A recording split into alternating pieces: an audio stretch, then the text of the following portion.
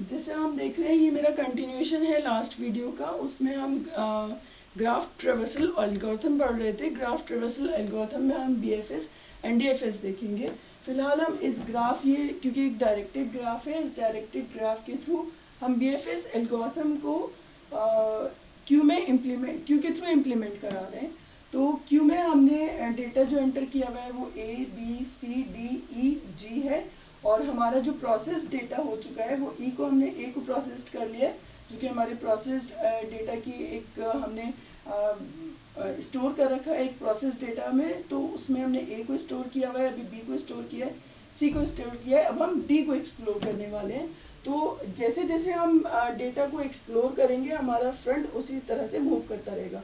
जब हमने ए को एक्सप्लोर किया था तो हमारा फ्रंट ए पर था, देन बी पर, सी पर, and then now our front of the queue is at node D.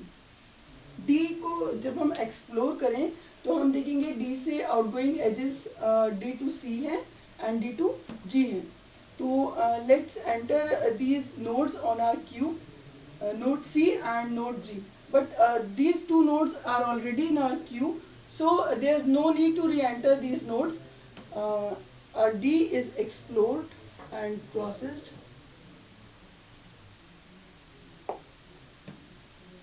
Now come to node E.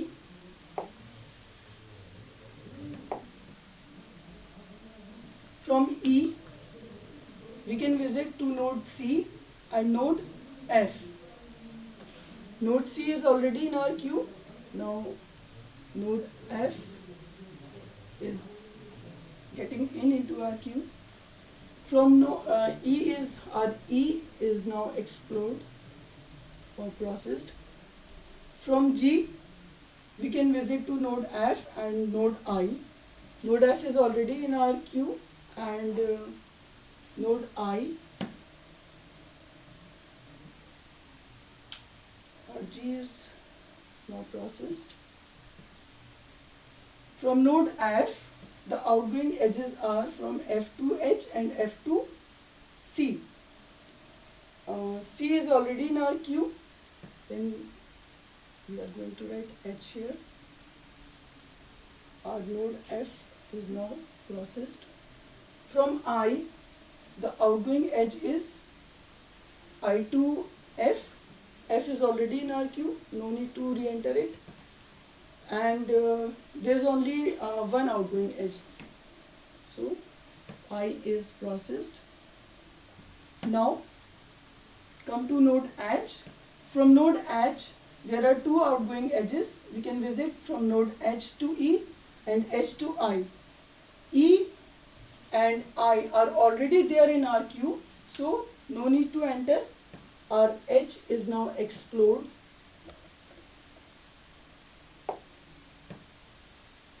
Now through breadth first search we can visit our nodes in a manner from A, B, C, D, E, G, F, I and H. हम देखें अगर breath first search में हम searching को analyse करें तो breath first search technique में जो सर्चिंग टेक्निक यूज हो रही है, आप देखिए ब्रेथ वाइज सर्च होता है। हम फर्स्ट लेवल पर हैं, देन हम सेकेंड लेवल पर गए और हमने ब्रेथ वाइज जितना भी हमें डेटा मिल रहा था हमने सर्च किया। देन नेक्स्ट लेवल पर जितना हमें डेटा मिला हमने सर्च किया, एंड देन नेक्स्ट लेवल हम ब्रेथ फर्स्ट सर्च में ब्रेथ वाइज डेटा को सर्च करते हैं। तो इससे अगर हम देखें कि ब्रेथ फर्स्ट सर्च एल्गोरिथम का यूज़ अगर हम किसी एलिमेंट को सर्च करने के लिए करते हैं तो उसमें गारंटी होती है कि हमें वो एलिमेंट कहीं ना कहीं मिल जाना है। अगर हम ब्रेथ वाइज सर्च कर रहे हैं तो जितना इस लेवल पर जितना भी डेटा है हम उसको पूरा ट्रेवर्स करेंगे, फिर हम नेक्स्ट लेवल पे रीच करेंगे। तो अगर हमें इस लेवल पर ही डेटा मिल जाएगा तो हमें ज़रूरत नहीं है नेक्स्ट लेवल पे रीच करने की। तो ब्रेथ फर्स्ट सर्च एल्गोरिथम जो है वो ब्रेथ वाइज सर्च करती है, लेकिन इसमें एक ड्रॉबैक है।